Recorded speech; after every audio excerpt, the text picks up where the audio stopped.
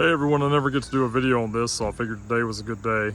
So this is a Polaris 425 Expedition. It's like a 99 or 2000 model year that I purchased back in northern New York and I brought down here to Virginia, and a family member has used it for the last decade.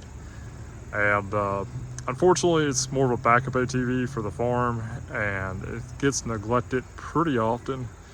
I finally convinced the family member who has it to let me do some maintenance on it, and he's now almost 90 years old and it needed some TLC, and we wanted to try to make it reliable for him. He still runs cattle with it. So first thing we did were these lights. So this still had the factory light housings on it, but the previous owner had removed the bulbs completely and they'd gone out. I contacted Polaris and they wanted like $60 some per bulb. And this is a really weird setup. It's a high beam, low beam setup, but the difference is the low beam is like a 30 watt and the high beam is like a 35 watt. So almost no difference. The problem is that when you turn on the high beams, it shuts off power to the low beams. So you only either have a 30 watt or a 35 watt light. They're not very bright and they're insanely expensive. These came from O'Reilly's of all places and were $29. And bolted into the factory locations perfectly. They're meant to be there, guys. They fit, they're a lot brighter, and they're basically the same wattage as the incandescent bulbs. They work really, really well for what they are. And yeah, you can't beat that. The charging system on these is only like 200 watts total, so you do have to be careful about how much load you're putting on here. And that's probably why they went to that dual 35 watt setup and have the low beam turn off when you turn on the high beams. So what we did is we attached both power wires to the input, because obviously this is only a 2-wire and the factory is a 3-wire.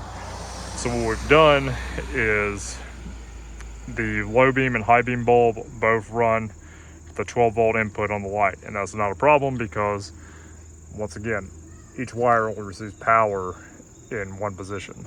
So it works well, it does what it needs to do, and it's not so much of an issue.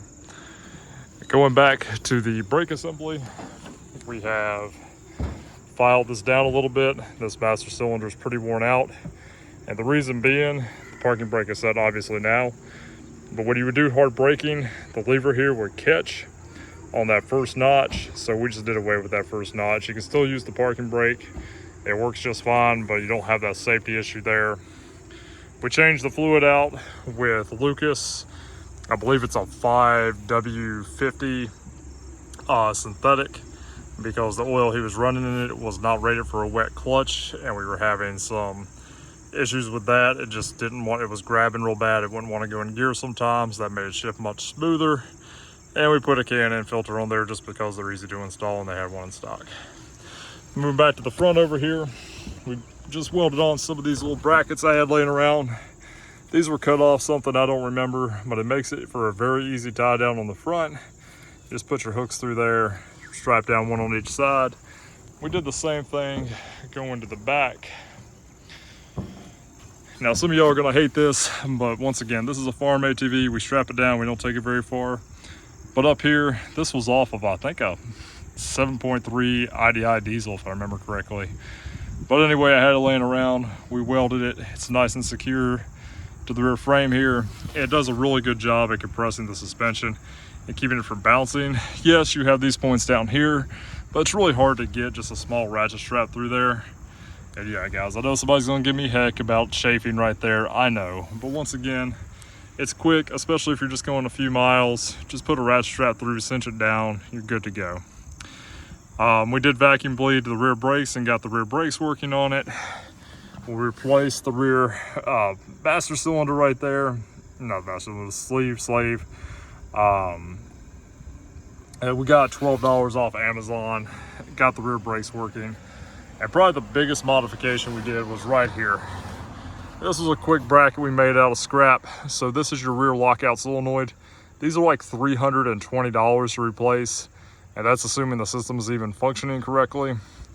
What we did is we used the actual factory bracket for that, and I just welded on and made a little extension foot here, and it sticks out a little bit, and if you need to put in reverse, you just reach down with one finger, pull it back, downshift, and you're in reverse. It's that simple. So your lockout still functions the same, but to put in reverse, let's say hitting your override switch, which doesn't work 90% of the time, just pull that back, and boom, you're in reverse, you're good to go. Once again, this is a farm ATV. It is far, far, far from perfect, but these are little modifications that we've done that have really made a big difference on it. Obviously, toolbox on the back, especially for putting your saw and stuff in, works really well. But overall, this little expedition has been through hell. I mean, this thing has worked, it was neglected. It went 10 years without having an oil change, and when they did cap off the oil in it, they were just using regular like 5W30, stuff like that. So yeah, it still runs. It's got roughly 800 hours on it, and I mean, it does what it needs to do. You can't really argue with it. You know, people talk trash about these, but having a manual transmission on a big single cylinder, it just works. We did go through the carburetor on it. They had tried to adjust it, and it was really far out. It was running really rich, and I was trying to idle at about 1,800 RPMs. These from the factory are supposed to be right around 1,100, give or take like 75 RPMs. I think the actual spec is between 1,050 and 1,200. So we've got this one set right at 1,200, just because it seems to like that. When we turned it down to 1,050, especially cold, it seemed like you had to choke it for a little bit longer. At 1,200, you choke it for about 15, 20, maybe 30 seconds if it's really cold. Turn off the choke and you're ready to go. So yeah, I mean, you can't really argue with these because I mean, they just work. I know a lot of people are not fans of expeditions and some of the electronics on this, especially having to use the override switch to use four-wheel drive in reverse, or pressing the override switch to override the speed governor. I mean, this thing has no problem cruising 25, 30 miles per hour pretty effortlessly in fifth gear. It'll go a lot faster, but if you're just cruising around, especially on like a flat trail, 25, 30 miles per hour, it sips fuel. And I mean, this one has been used and abused, and it still works. And you gotta love that liquid cooled engine. That little 425 is torquey. I can only imagine what a 500 is like. But anyway, guys, hope this helps a little bit.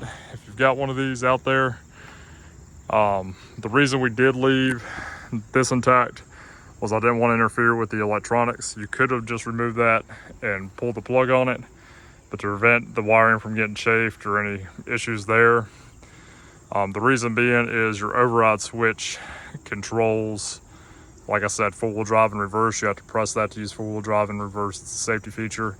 And also pressing the override allows you to override the speed governor and go a little faster. Not that we've ever really had to do that, because once again, it's 6th gear, it'll cruise 25, 30. And you can push it up to 35, probably get up to 40 if you have long enough, but it works. Hope this is helpful. Everybody be safe. Have a good day. Take care of your neighbors all the way.